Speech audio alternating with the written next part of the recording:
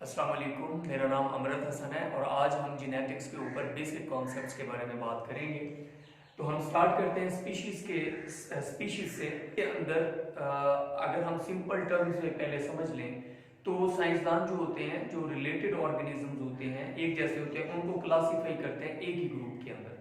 तो सबसे जो छोटा ग्रुप होता है जिसके अंदर ज्यादा क्लोजली रिलेटेड ऑर्गेनिजम्स को रखा जाता है उसको हम स्पीशीज बोलते हैं। ये जो क्लासिफिकेशन का सबसे पहला, सबसे छोटा, सबसे इब्तदाई लेवल है जिसको हम स्पीशीज कह रहे हैं। अब देखेंगे कि इसके अंदर कौन से ऑर्गेनिजम्स को रखा जाएगा एक ही स्पीशीज के अंदर। तो याद रखिए, एक ही स्पीशीज के जो ऑर्गेनिजम्स होंगे, जो इंडिविजुअल्स होंगे, उनका पहली जो शर्त है क्लोजली रिलेटेड होना जरूरी है। ये पहली शर्त है कि these should be closely related individuals. Closely related का मतलब क्या है? इसका मतलब ये है कि उन ऑर्गेनिजम्स के अंदर जो मॉलिक्यूल्स हैं वो सिमिलर होने चाहिए।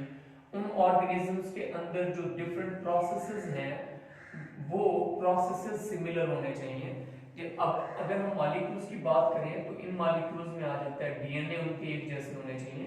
एक जैसे का मतलब 100% एक जैसे नहीं, लेकिन उनके अंदर क्लोजली रिलेटेड हूं। अभी हम देखते हैं कैसे क्लोजली रिलेटेड। एक तो डीएनए हो उनके अंदर सिमिलर हो, फिर उनके अंदर जीन सिमिलर हो। आपको पता है डीएनए हो या जीन चूंकि डीएनए का ही हिस्सा होता है, तो ये दोनों जो है नाइट्रोजनस बेसिस से मिलकर बने होते हैं। तो इन नाइट्रोजनस बेसिस में आपको पता है कि एडेनिन, थायामीन, ग्वानिन और साइटोसिन आते हैं। तो जो क्लोजली रिलेटेड ऑर्गेनिजम्स होते हैं ना, उनके अंदर एडेनिन, थायामीन, ग्वानिन, साइटोसिन मुख्तलिफ जो जीन्स होंगे ना, एक तो जीन्स की तरतीब कुछ ना कुछ सिमिलर होती है, फिर जो डीएनए के अंदर जिन चीजों से बना हुआ है ये जो नाइट्रोजनस बेसिस हैं, उनकी जो तरतीब होती है वो भी तकरीबन मिलती जुलती होती है। सारी तो नहीं होती लेकिन तकरीबन मिलती जुलती होती है। तो ये है क्लोजली रिलेटेड होना, यानी कि उनके अंदर जो मॉलिक्यूल्स हैं उनका क्लोजली रिलेटेड होना। एक जैसा मॉलिक्यूल होंगे, एक जैसी प्रोटीन्स होंगी। दूसरे नंबर पे ये जो एक ही स्पीशीज के अंदर जो ग्रुप में इंडिविजुअल्स आ रहे हैं उनका मॉर्फोलॉजिकली भी सिमिलर होना जरूरी है। जैसे इंसान जितने भी हैं इस दुनिया में सारे मिलकर एक स्पीशीज बनाते हैं। तो ये जो एक स्पीशीज बनाते हैं जितने भी इंसान हैं, तो ये एक दूसरे के साथ इनके मॉलिक्यूल्स मिलते जुलते हैं, इनके प्रोसेसेस मिलते जुलते हैं, इसलिए इनको एक ही ग्रुप के अंदर रखा गया है। फिर इनके अंदर मॉर्फोलॉजिकल यानी ज़ाहिरी तौर पर जो शक्ल सूरत है वो भी एक जैसी होती है, इसलिए इनको एक ही ग्रुप के अंदर रखा गया है। तो स्पीशीज की जो डेफिनेशन है, this is a group of closely related organisms which are capable of interbreeding. यानी जो आप एक ही ग्रुप के अंदर जो ऑर्गेनिजम्स रखेंगे उनका आपस में मेटिंग करके आगे नस्ल बढ़ाना, बच्चे पैदा करना भी जरूरी है। यानी कि वो नस्ल बढ़ाने की सलाहियत भी रखते हो और टू प्रोड्यूस फर्टाइल ऑफस्प्रिंग्स।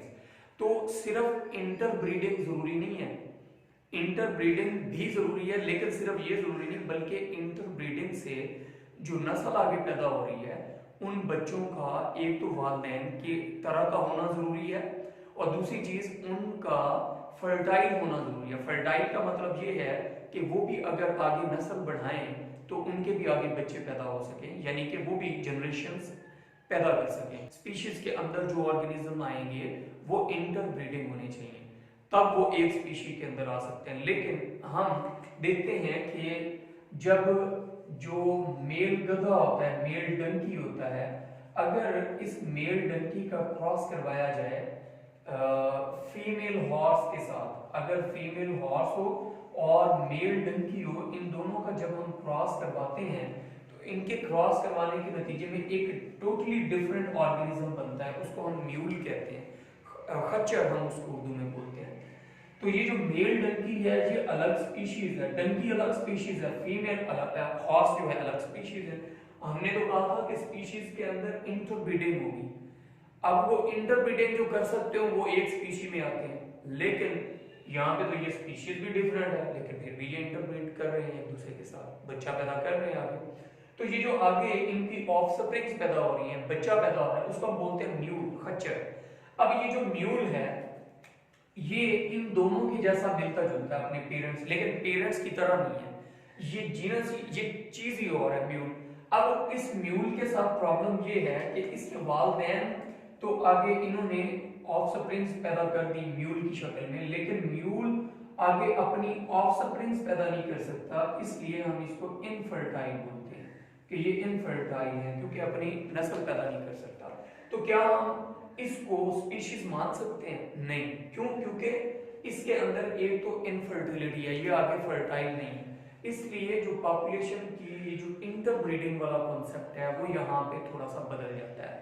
क्यों? क्योंकि इंटरब्रीडिंग और भी जानदार स्पीशीज आपस में कर सकती हैं, लेकिन जो इम्पोर्टेंट चीज है वो ये है कि ऑर्गेनिज्म जो हूँ अगर वो फर्टाइल पैदा हो रहे हैं तो इसका मतलब ये जो दो ऑर्गेनिज्म आपस में इंटरब्रीड कर रहे हैं वो एक ही स्पीशीज से बिलोंग करते हैं।